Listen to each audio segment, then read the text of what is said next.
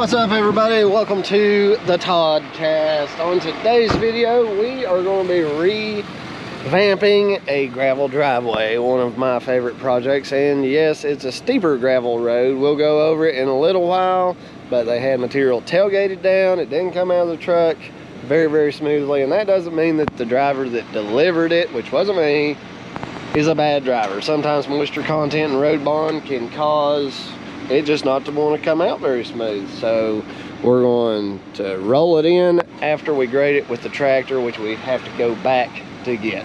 So I'm just going to do some step-by-step videos. I don't have my mount or my tripod with me today, but we'll go over it with you and let you know how we fix gravel driveways. All right, now straight away, I just got back with the Kubota tractor. You guys can see that it's just got a bunch of whoops. And boy, was that a whoopsie. It's hard to see on camera, but there is just boom, boom, boom, boom. So now the center is pretty flat and the edge is pretty flat. So that's good that I can straddle each side and cut it one side at a time. So I really wish I could get some better footage for you guys, but I'm short on time. Vacation's coming up, so I gotta get caught up. Let's get to it. Now we're turning around at the customer's house. I've gotten the driveway pitched to the sides that I want it pitched to. Make it last pass here.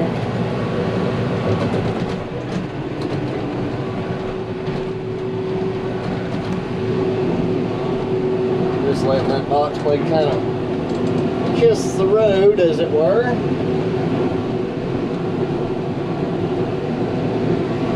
Pretty happy with how it's turned out. This mixture of road bond I don't think is a very good one. I think that's part of her issue.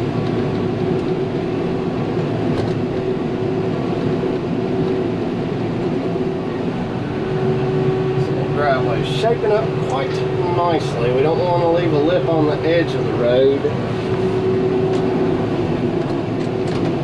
So I'm going to make this final pass and then roll it in, and we'll have a look at how it turns out.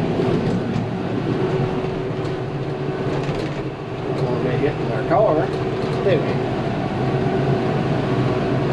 Alright, we'll check back in.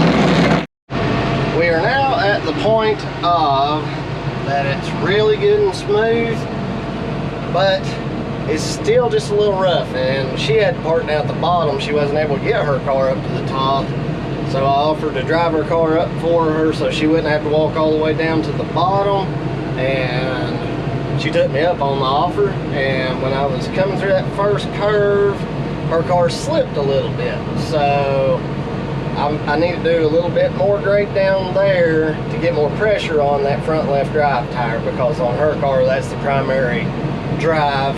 And I'm just going to do a really fast up and down with the tractor, just back blading to get it really good and smooth for her.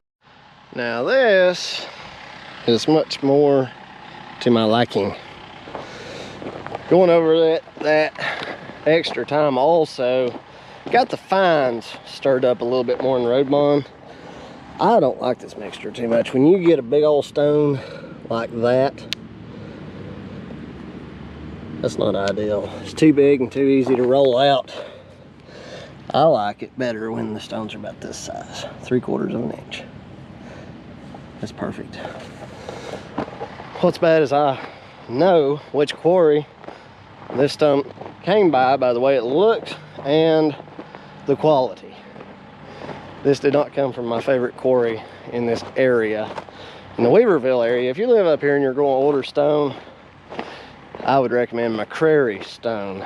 Their road bond is wonderful. Now you can see here what has happened. It's just not a good mix. Despite me running back and forth up and down through here a bunch of times, I've got this section of loose stuff. That's what road bonds should look like. You shouldn't have strips like this. So if I get a call anytime soon to do her free touch-up, I think I will suggest her let me bring a good mix of road bond just to stretch through this curve. And I think that'll really lock it down. Let's roll in and see how it looks. Now we got something going. I had to work just this corner for about 20 minutes to get it to set the way I want, and it's really almost too dry for it to compact. This stuff can be too wet, it can be too dry, it can be everything in between. But if we could just get us a good 1/4 inch rain, you talk about a driveway that will set up good and hard. Part of the problem with road bond is you've got this little bit of grit on top of each rock that spins really easy. I like to get a 1/4 to a 1/2 inch of a slow soaking rain on these steeper driveways because it'll wash those fines right off the top of the rocks, and you end up with almost, well, I don't see a good example. Almost like this, where it's smooth and the rocks are pressed in, but you can see the faces of the rock. That's what you want. You want it to be good and solid. Hopefully you guys got something out of this video. Sorry I didn't have my tripod or my Matic or my magnet. It turned out pretty good. Hopefully in the coming months, videos will get a lot better because I got some help coming. You guys stick around, be sure to like, comment, and subscribe, and we will see you on the next one.